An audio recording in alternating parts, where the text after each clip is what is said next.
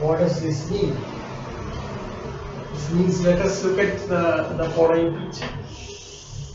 See, you have got all LPF. You have all UPF.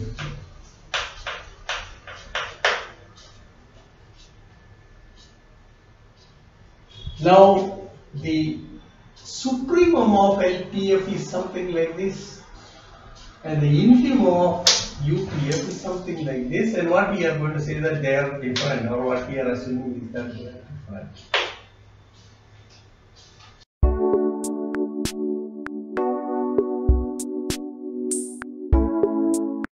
Now let us see how it violates the second statement. What is the second statement?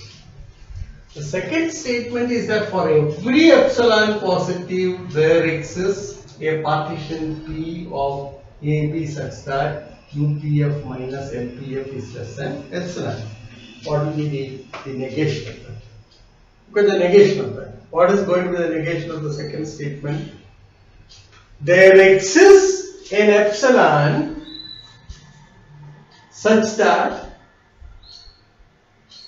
for every partition P of AB, UPF minus LPF is greater than or equal to epsilon. Okay? So let us write it up. Okay? So negation of 2 is negation of 2.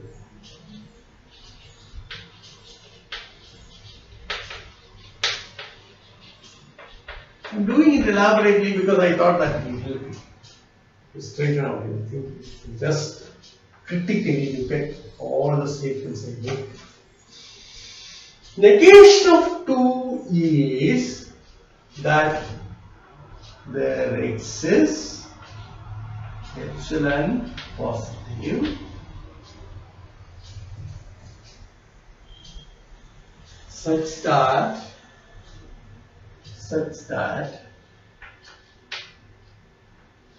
given any partition P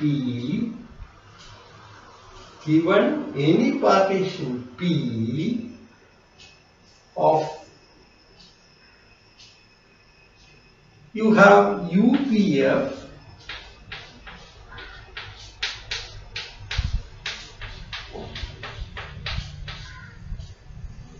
this is positive, so I can write this is greater than or equal to, that is the negation. 2 implies 1 if and only if not 1 implies not 2. So what have we got? Now you see that if you carefully look at this figure, you see that any UPF, any LPF and UPF, you take the difference between them is certainly greater than beta minus alpha. So that gives a clue what kind of epsilon you have to choose. So the statement is that there exists epsilon positive. So we choose epsilon such that for every P this is true. So choose epsilon to be, just make it off. Body of this. Choose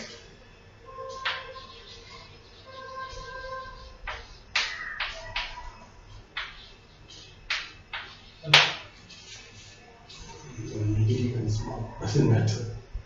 Okay. Then see that UPF minus L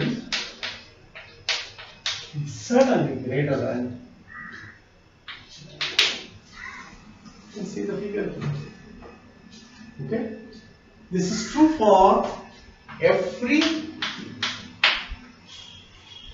So we have successfully found out an epsilon for which UPF minus LPF is greater than epsilon. Okay, what does it mean? P implies Q if and only if not Q implies not P.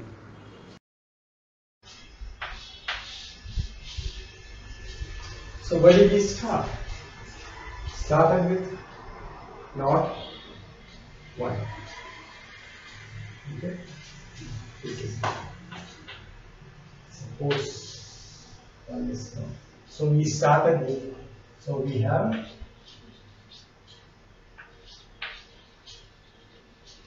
not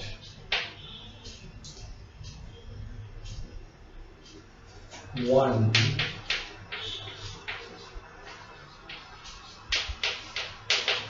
What is the implication? The implication is that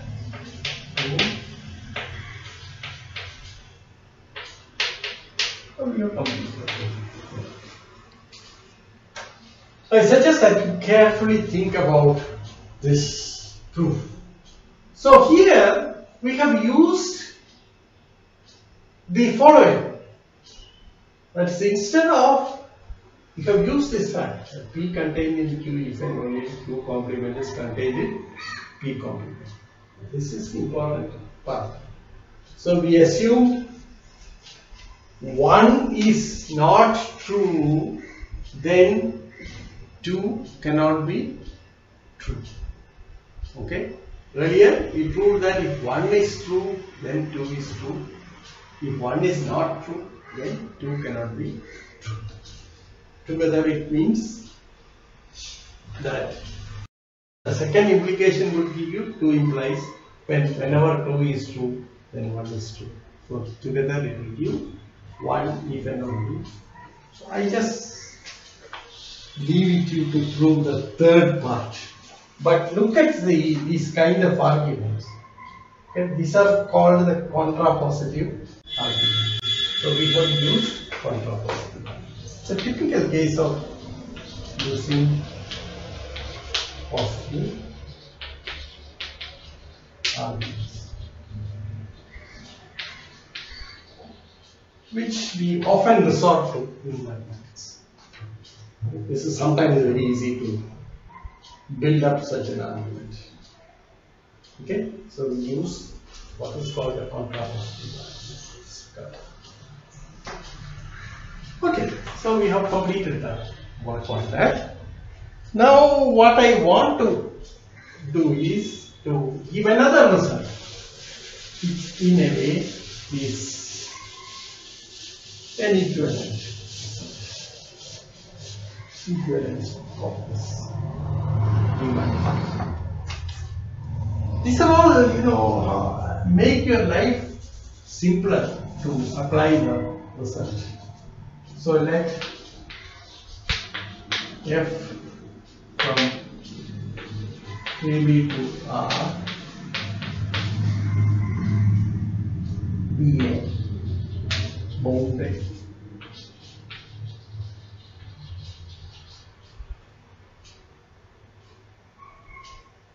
function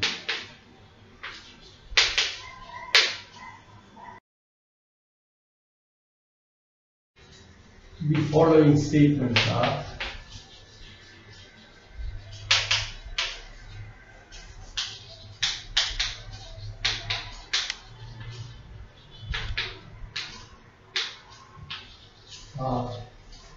true. Two consequences that we have written. The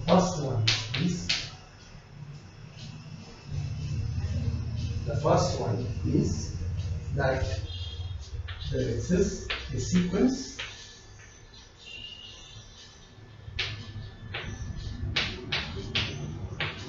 Pn of partitions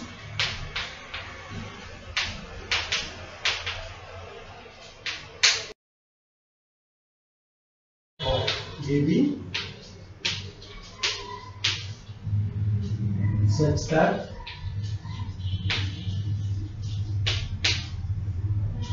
limit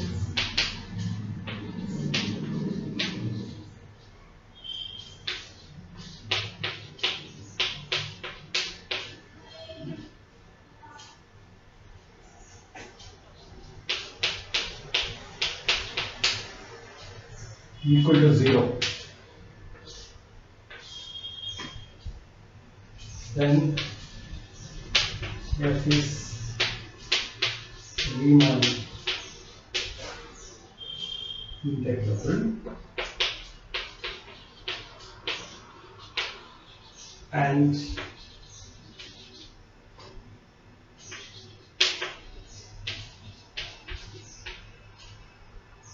limit n tending to infinity npn is equal to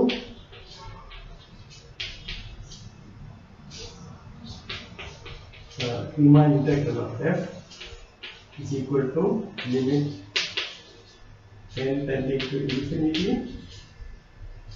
mu. That's one result. The second result is the following.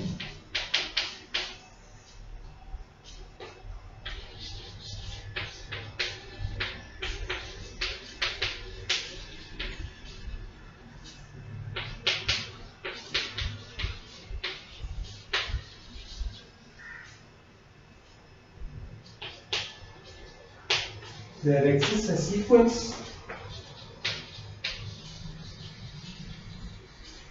Tn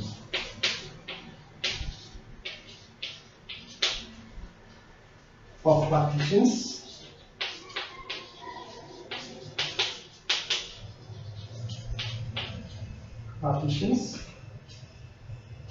of AB such that Pn plus 1 is a refinement of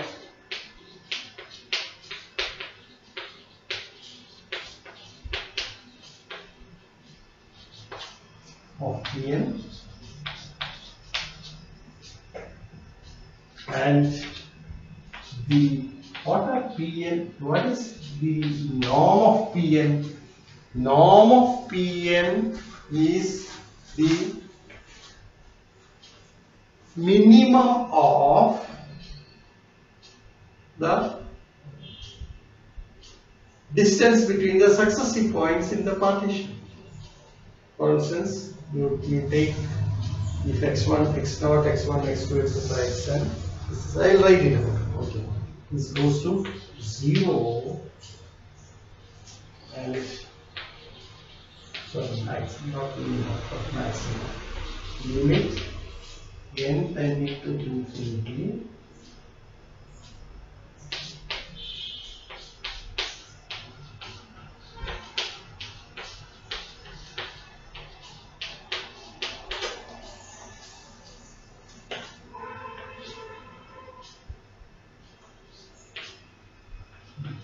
zero. Okay, let me write down what. See, suppose P is equal to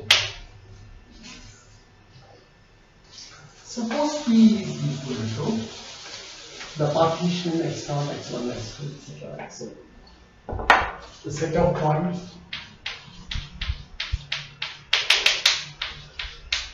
xn, so that A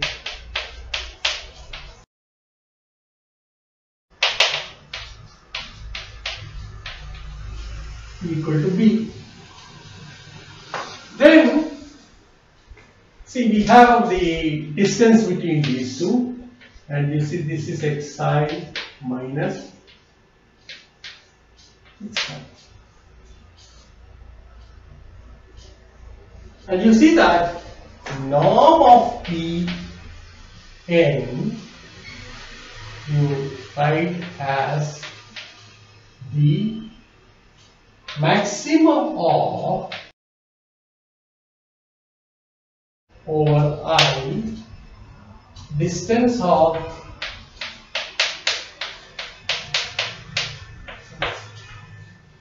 I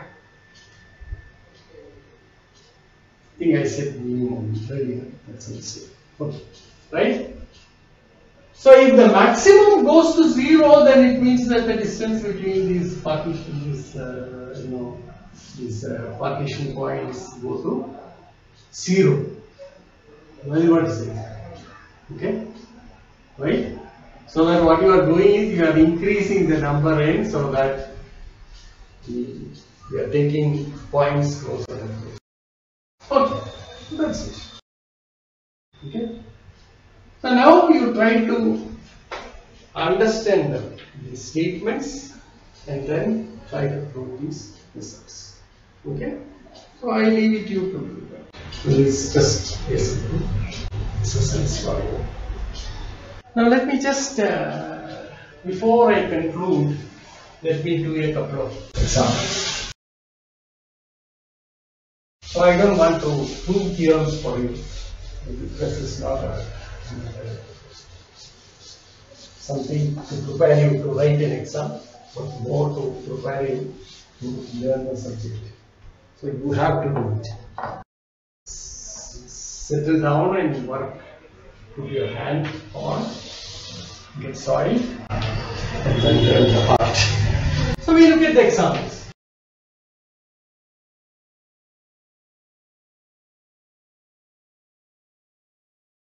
Take one example. First example is that let F be a monotonically increasing function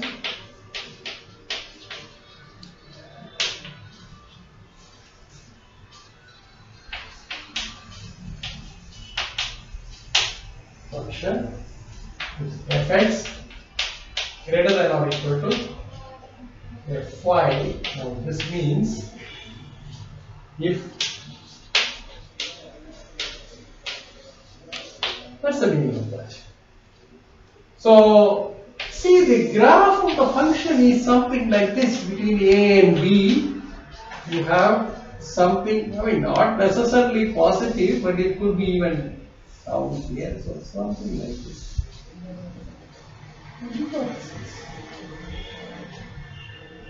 Now you see that this is a monotonically increasing function, so fxi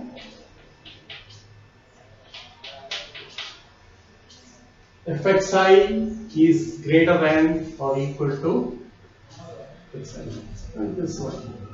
So you write these as x or y and x match.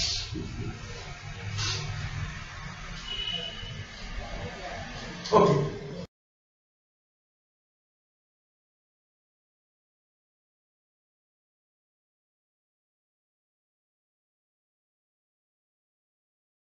Now in this particular scenario, what you have to do is, we have to show what we are expecting is this. So what we claim is that f is Riemann vector. See how you prove this. One way to prove this is to just resort to this one or the previous theorem or some equivalent form. So what one does is, will work out a Pn as follows.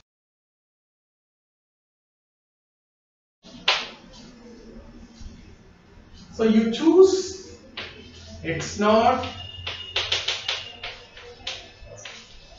such that